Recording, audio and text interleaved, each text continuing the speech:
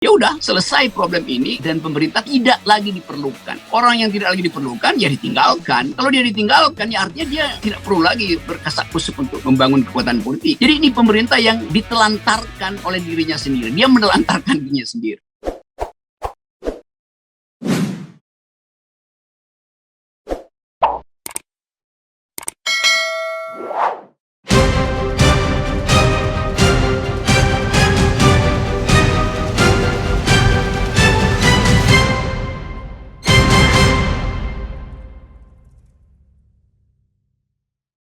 Saya kira dapat ya, suara cukup ya.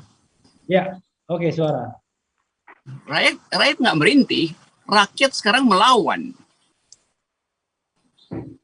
Jadi itu keadaan kita hari ini nih. Jadi perlawanan yang sebetulnya dengan mudah kita pastikan akan ada perlawanan.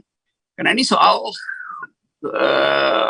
daya tahan hidup yang disengsarakan oleh kebijakan-kebijakan dulu itu. Karena itu banyak kawan kita meninggal dan banyak rakyat yang juga tidak kita kenal tewas. Dan kebanyakan tewas bukan karena COVID, tewas karena kebijakan yang bodoh. Jadi kebijakan itulah yang membuat rakyat itu akhirnya diantar secara resmi oleh negara ke tempat pemakaman umum. Di situ negara hadir. Negara hadir di kuburan-kuburan tempat pemakaman jenazah pandemi ini. Jadi saya mau lihat itu sebagai kesimpulan dari cara kita memahami kegagalan pemerintah selama kira-kira 18 bulan ini. Dan itu dari awal bisa terlihat kalau kita baca inkonsistensi dari kebijakan. Nah sekarang kita ada dalam satu aura baru sebetulnya. Orang nggak peduli lagi dengan apa yang dihasilkan setiap hari di sidang kabinet. Orang ingin cepat-cepat melihat apa yang bisa dilakukan untuk menghentikan kedunguan kebijakan ini. Jadi kalau sumbernya ada pada kekuasaan, maka kekuasaannya harus dihentikan. Rakyat mengambil logika itu, mengambil kesimpulan yang, oh, ya tentu saja pemerintah akan bilang, kok begitu caranya? Ya itu cara rakyat untuk memutuskan. Karena itu ada perlawanan di banyak daerah hari-hari ini. Jadi kita mesti mulai dari situ sebetulnya, menganggap bahwa seluruh hukum sosiologi sudah tersedia, variabelnya ada tersedia, sehingga ya perubahan itu this is the beginning of the end gitu. Inilah hari-hari awal dari pengakhiran kekuasaan. Tapi ini bukan sesuatu yang harus diukur konstitusional atau inkonstitusional, itu nggak ada relevansinya tuh. Karena dalam kedaruratan, anything goes. Kita nggak bisa bilang tundah kemarahan rakyat, karena itu tidak konstitusional. Kalau rakyat mau marah, tundah di 2024. Iya, tapi COVID-nya itu nggak mau diajak berdamai sampai 2024. Justru kebijakan pemerintah yang kacau menyebabkan percepatan perubahan politik semakin masuk akal. Jadi ini aktivitas rakyat. Yang sebetulnya kalau saya bisa duga dengan cara yang agak masuk akal, setiap kali ada talk show semacam ini dengan tokoh-tokoh yang sudah dihafal oleh pemerintah, maka kabinet akan nonton. Diam-diam mereka bikin WA group untuk nonton channel semacam ini. Karena mereka mau pantau seberapa kuat sebetulnya oposisi ini melakukan koalisi itu. Sebagian merasa bahwa nggak kuat, oleh karena itu dia santai. Tapi sebagian justru cemas. Saya bisa pastikan tadi sekedar dengan asumsi kecil, separuh dari kabinet sekarang dia nggak perlu lagi angkat bendera putih itu karena mereka udah pucet, wajahnya udah putih pasi itu, pucet melihat keadaan dan sebetulnya siap-siap untuk kabur dari kekuasaan. Karena ini mental dari politisi kita, mental dari para pemimpin elite kita itu, yaitu mencari akal supaya bisa selamat dari tatapan sejarah itu, tatapan perubahan sejarah. Ini soalnya. Nah karena itu kalau orang masih ya Pak Menteri BUMN masih bilang ya kita perlu tambahan PMN modal negara untuk disuntikkan ke dalam BUMN supaya jalan tol masih bisa diselesaikan, supaya kereta cepat masih bisa dihasilkan. Iya, itu aktivitas rutin aja dari kabinet dan orang anggap bahwa oh ya memang diperlukan tambahan jalan tol agar supaya lebih cepat tiba di kuburan itu. Jadi jalan tol ini dimaksudkan jalan menuju pemakaman TPU, jalan tol ke TPU, karena akan banyak korban lagi. Karena ekstrapolasi yang dibuat oleh kalangan dunia, termasuk epidemiologis dunia yang peduli dengan Indonesia, menganggap bahwa ini penambahan kasus eksponensial masih akan berlangsung dalam 2-3 minggu ini. Jadi kalau dikatakan, ya pemerintah under control, ya, terkendali gitu. Ya, tapi kita tahu bahwa Sri Mulyani bahkan merencanakan 6 minggu ke depan itu harus ada semacam kebijakan tambahan. Karena dia memproyeksi bahwa ini kasus akan tumbuh terus. Tentu data Sri Mulyani ini bukan data dari kabinet. Karena kabinet bilang dalam 2 minggu ini akan menurun. Tentu Sri Mulyani punya data pembanding dari dunia luar. Nah, itu artinya bahwa di dalam kabinet nggak ada satu orkestrasi. Masing-masing orang punya partitur sendiri. Itu menunjukkan bahwa kabinet itu sekarang pucat menghadapi keadaan itu. Tapi untuk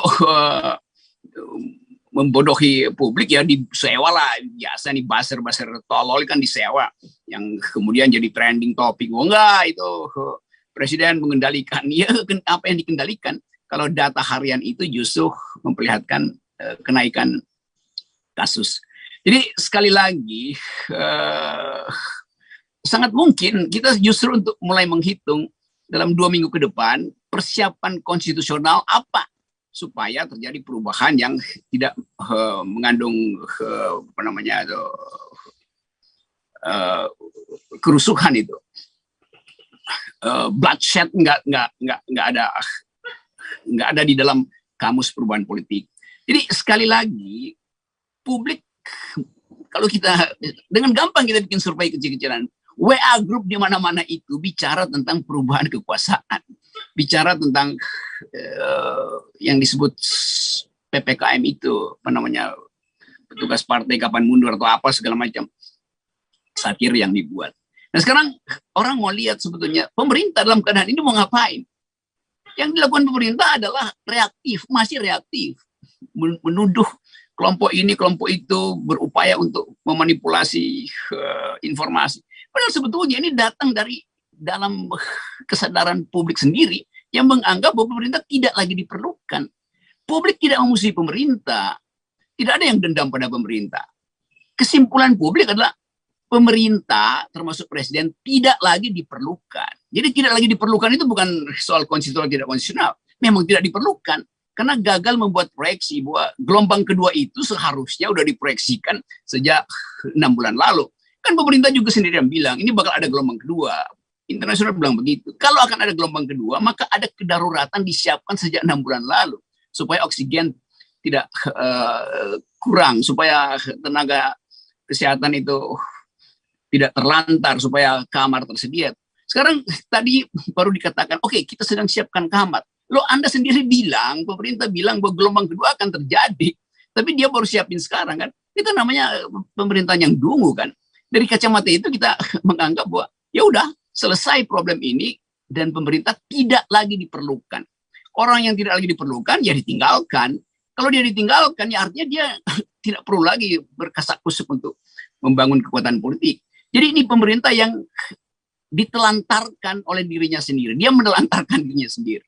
Jadi sekali lagi ini bukan makar atau bukan tindakan mengambil alih kekuasaan. Memang tidak lagi diperlukan. Jadi barang bekas kira-kira begitu tuh.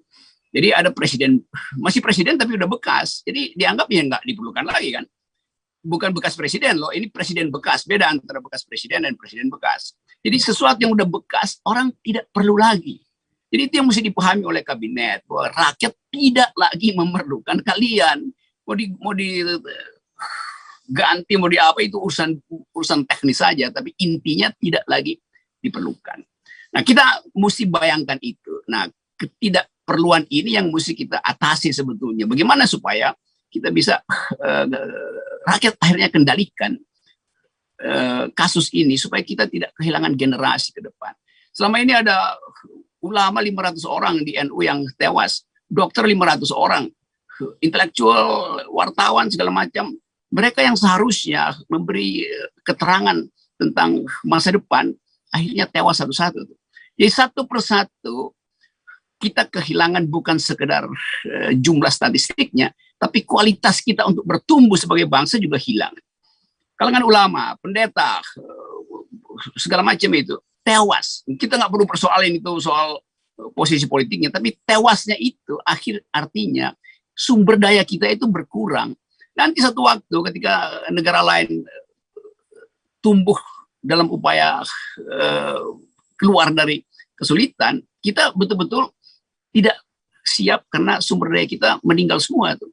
Jadi bukan sekedar berita harian bahwa ini tewas sekian, sembuh sekian, bukan. Masalahnya adalah ada sebuah generasi yang kehilangan tokohnya lagi, kehilangan. Ulama kan memberi rasa damai rohani, pendeta memberi kesembuhan psikis pada umatnya. Dosen intelektual memberi amunisi pikiran untuk compete di masa depan. Mereka ini hilang, tewas karena COVID, bukan. Dia tewas karena pemerintah dungu. Dia tewas karena oksigen tidak disediakan oleh pemerintah. Hanya yang bisa sebetulnya dengan gampang diprediksi sejak 6 bulan lalu sebagai konsekuensi dari gelombang kedua. Tewas karena obat-obatan tidak tersedia.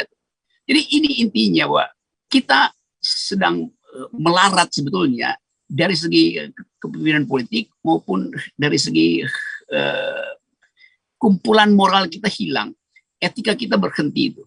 Karena kita sekedar mencatat si ini meninggal, si ini meninggal. Kita tidak pernah bayangkan bahwa proyeksi ke depan meninggalnya tokoh-tokoh ini itu menunjukkan bahwa kita pasti akan mulai dari nol lagi di dalam soal tabungan sumber daya manusia, tabungan sumber daya intelektual, tabungan sumber daya moral.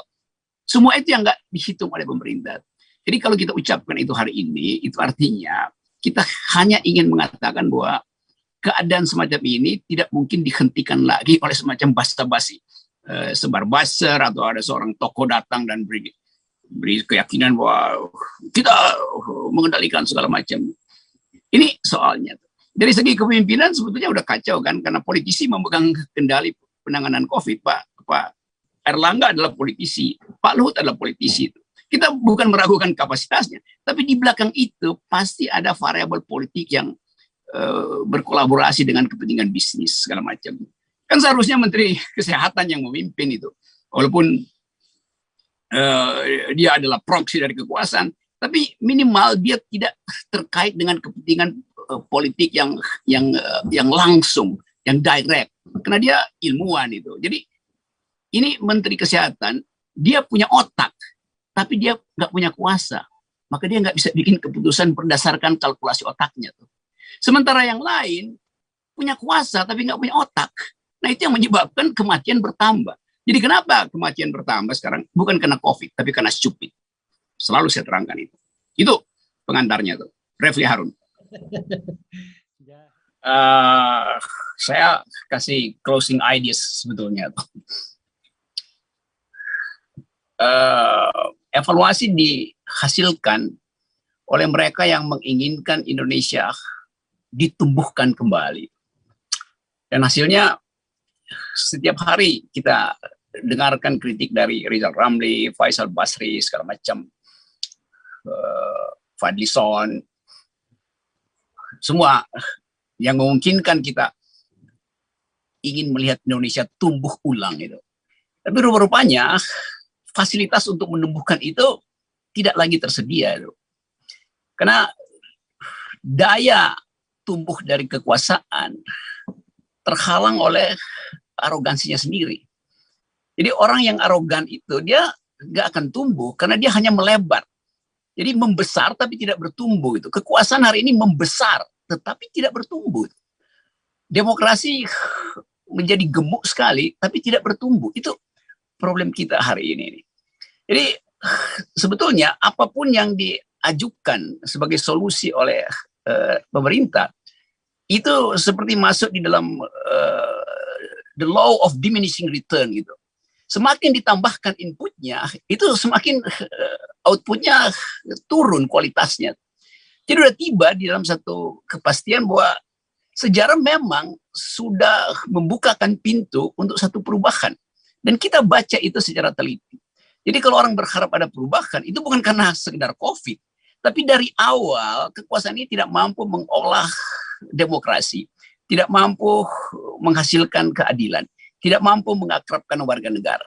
Nah, COVID ini hanyalah ujian akhir semester dari kekuasaan yang dari awal memang tidak pernah lulus itu. Ujian tengah semesternya gagal, cara masuknya juga nyogok. Jadi nampak sekali bahwa sejarah itu memang menguji secara drastis. Dan ujian itu memperlihatkan bahwa kita sekarang ada di dalam suasana, kalau dulu Sanusi Pane membuat satire dengan menggambarkan bahwa kerajaan Majapahit itu ambruk karena arogansi kekuasaan, karena korupsi. Dia sebut sebagai Sandiakala Ning Majapahit. Yang sebetulnya semacam satire untuk memperlihatkan bahwa kerajaan Belanda juga akan berakhir di Indonesia. Karena itu drama, skrip yang ditulis tahun 30-an, Sandiakala Ning Majapahit. Kita mungkin bisa berpikir begitu tuh, Sandiakala Ning Jokopahit. Karena keadaan itu memang paralel. Tapi sekali lagi, kita hanya bisa melakukan analisis, dan kekuatan politik ada pada mereka yang sekarang mulai ragu untuk meneruskan kekuasaannya di istana. Jadi saya tetap menduga dengan keras bahwa diam-diam ada kekuatan baru di dalam kekuasaan yang berupaya untuk menghasilkan perspektif alternatif. Dan mereka ini yang juga selalu dihitung sebagai precipitating factor. Faktor yang akan memicu. 2-3 menteri yang mungkin memang udah gerah dan otaknya udah pulih, mungkin akan bergabung di secangkir opini ini. Lalu terjadi perubahan politik. Tapi itu adalah kalkulasi akademis aja tuh. Bahwa kita hanya bisa melakukan dugaan itu. Nah, terakhir mungkin Amerika baru merayakan 4th of July dan pesta kembang api bisa dimulai lagi di New York. Kita nanti dalam 1 bulan ke depan akan ada 17 Agustus. Di mana kita berupaya menduga apa yang akan terjadi di tanggal 17 Agustus nanti. Kira-kira 40 hari dari sekarang. Apakah inspektur upacaranya nanti ketika menyanyikan lagu Indonesia Raya, dan upacaranya bukan lagi Presiden Jokowi. Kenapa? Karena pemindahan kekuasaan telah berlangsung dengan cara saksama dan dalam tempo singkat-singkatnya. Hal yang sangat mungkin terjadi kalau kita mampu untuk menuntun pikiran-pikiran kritis agar supaya tidak berlanjut kedunguan politik, tidak berlanjut kemelaratan rakyat dan seterusnya. Ini adalah peristiwa biasa di dalam sejarah. Jadi sebaiknya kita persiapkan itu sambil menghitung potensi kita untuk menghasilkan ulang Indonesia. Jadi sekali lagi terima kasih karena kita bisa saling bertukar pikiran tanpa ada dendam pada kekuasaan. Kita hanya menghitung kekuasaan dari segi ilmu pengetahuan, dari sudut sejarah, sosiologi, perubahan, segala macam. Dan kita tiba pada kesimpulan bahwa this is the end, this is the beginning of the end. Kira-kira itu. Terima kasih, Refli Harun.